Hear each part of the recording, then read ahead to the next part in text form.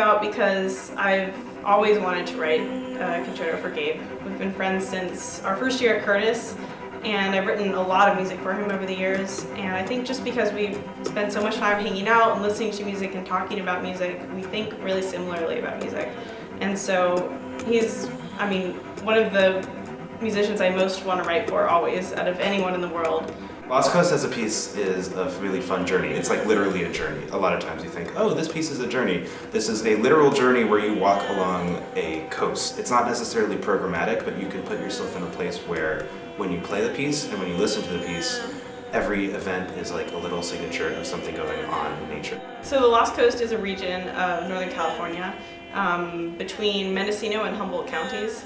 And it's an area of the coast that's so wild and riddled with cliffs that they actually had to reroute Highway 1 around the whole thing because it was too riddled with cliffs to build on. And actually the second section, the northernmost section of the trail, is entirely on the beach. And so it's basically waves and beach and cliffs. And so when the tide is all the way in, it goes all the way up to the base of the cliffs. So you have to carry a tide log with you so that you don't get trapped or swept out to sea. And this idea really intrigued me, and it went into the creation of the piece as well. Yeah, I think that part of what's really cool about our relationship translating into music is that Gabriella does give me a ton of freedom all the time. So a lot of, especially in Lost Coast, a big part of the contour of the piece and the contour of what you hear the solo part doing is sort of like how I'm reacting to her setup. She sort of creates this landscape for me to walk through, and I get to do whatever I want. That's really exciting.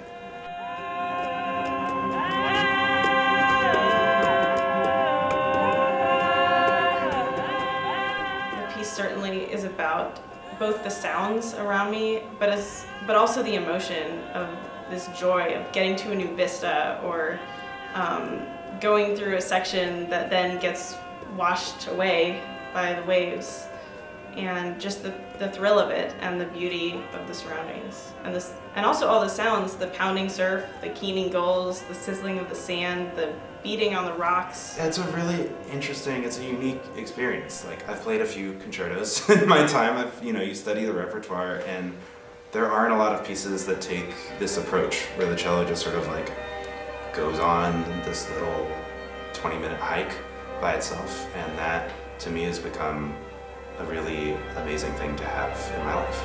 So I'm really grateful to have the piece.